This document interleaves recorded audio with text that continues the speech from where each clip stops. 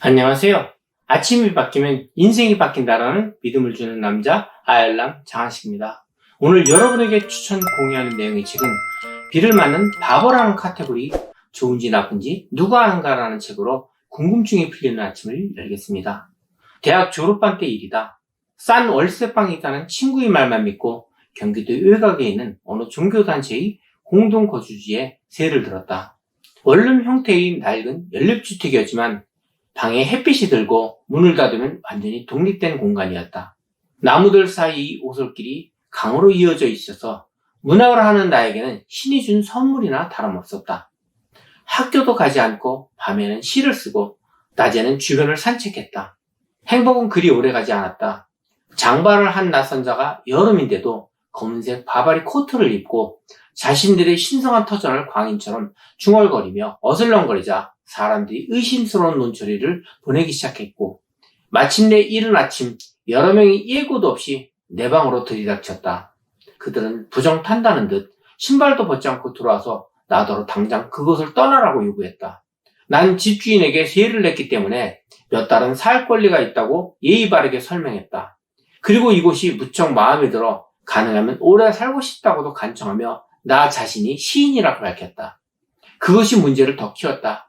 흥분한 그들은 시인을 신으로 잘못 알아듣고 급기야는 나에게 마귀야, 마귀 썩 물러가라 하고 고함치기 시작했다.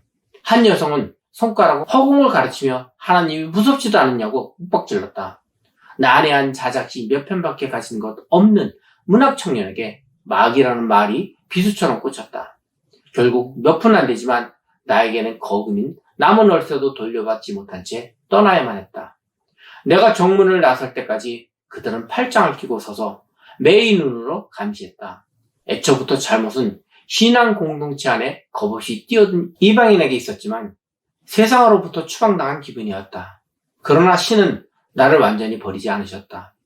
마땅히 갈 곳이 없어 시골길을 걷다가 연극부 후배와 마주쳤다. 그의 집이 그 동네에 있었다.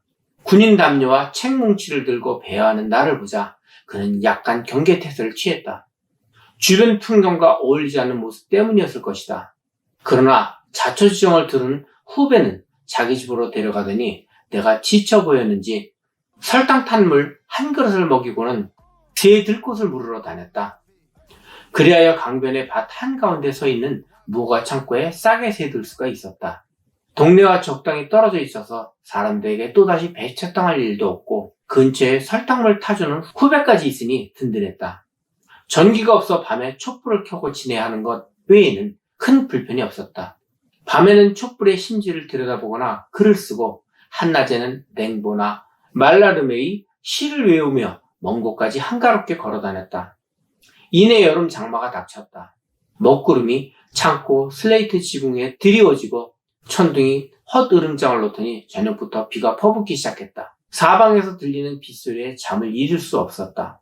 한밤중에 밖으로 나간 나는 기겁을 하고 놀랐다. 폭우에 급격히 불어나는 강물이 금방이라도 밭과 창고를 삼킬 것처럼 저만치서 부풀어 오르고 있었다.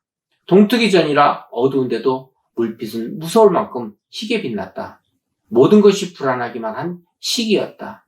졸업을 얼마 앞두고 있었지만 살아갈 날들이 살아온 날보다 더 힘들게 느껴져 어느 방향으로 나가야 할지 앞이 내다보이지 않았다. 그 불안감을 가중시키며 저 앞에서 강물이 너울거리고 있었다. 그때 더 이상 밀려날 곳도 없는 두려움 속에서 나를 구원한 것은 다름 아닌 나 자신이었다. 낡은 창고 앞에 서서 위험하듯 불어오르는 강물을 보며 나는 문득 생각했다. 나는 시인이 아닌가? 하고 그렇게 생각하는 순간 그 모든 사항이 시를 쓰고 문학을 하기 위해서는 당연히 경험해야 하는 일들로 여겨지고 삶의 의지가 다시 쏟았다. 그렇다. 빗소리를 들으며 촛불 아래 글을 쓰는 것은 시인에게 가장 어울리는 일이었다. 깊은 밤 홀로 강의 섬뜩한 물빛과 마주하는 것도 폐렴을 개의치 않고 비를 맞는 것도 시인이기에 할 수 있는 일이 아닌가? 작가는 비를 맞는 바보라고 나탈리 골드버그는 뼛속까지 내려가서 써라 해서 말했다. 폭우가 쏟아져 사람들이 우산을 펴거나 신문으로 머리를 가리고 서둘러 뛰어갈 때 작가는 아무렇지도 않게 비를 맞는 바보라는 것이다. 자신의 안전을 생각하거나 시간에 맞춰 어딘가에 도착하기보다 무늬를 그리며 웅덩이에 떨어지는 빗방울들을 응시하는 것, 그것이 작가가 자신이 빛나는 순간을 붙잡는 방법이라는 것이다. 불어나는 강물 앞에 나는 혼자 서 있었고 세상은 넘실거렸다. 하지만 나는 더 이상 달아나지 않기로 했다. 장대비의 연것부 이마를 두들겨 맞으며 작가로서의 내 삶을 거룩한 소명으로 여겨야 한다고 마음먹었다. 불안과 고독도 내 글이 부사와 형용사가 될 것이라고 그 순간 나는 정말로 작은 세계의 신이 된 것 같았다.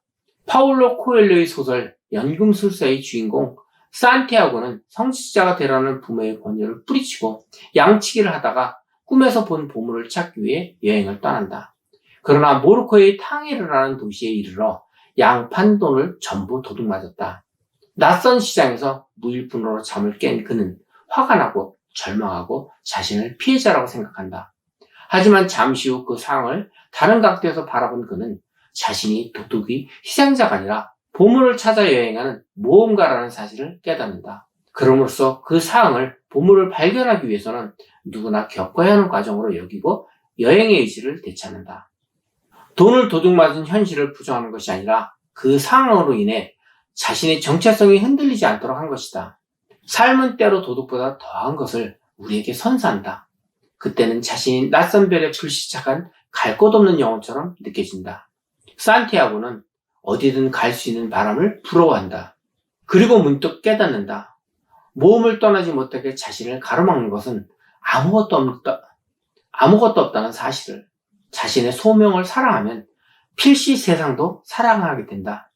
그 밖에 비를 맞으면서 나는 온 영혼을 다해 소리내어 시를 외웠다. 그리고 나 자신이 오갈 데 없는 처지라거나 공동체에서 쫓겨난 마귀가 아니라 시인이라고 생각하자 얼굴을 때리는 빗방울이 빗줄기에 춤추는 옥수수 잎이 촌농에 떨어지는 장터까지도 큐브처럼 여겨진다. 그런 시적인 순간은 아무에게나 주어지는 것이 아니라는 것도 삶이 내게 말하려 했던 것이 그것이었다. 이 깨달음은 그날 이후에도 나를 붙들어 주었다.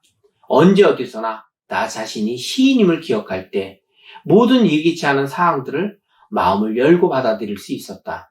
그때 삶이라는 이 사건이 글을 쓰기 위한 선물로 바뀌었다.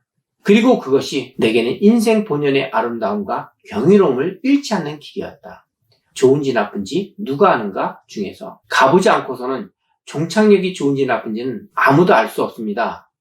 하지만 우리는 종착역이 좋을 것이라는 막연한 생각으로 계획된 일정으로 가고 있습니다. 천천히 가더라도 욕심 부리지 말고 차근차근 점검하여 간다면 우리가 꿈꾸는 목적지에 올라갈 것이라고 믿고 있습니다. 여러분의 꿈이 시인처럼 온유를 즐기며 행복의 종착역에 도착하여 사랑하는 분들과 행복을 나눴으면 하는 바람입니다. 감사합니다.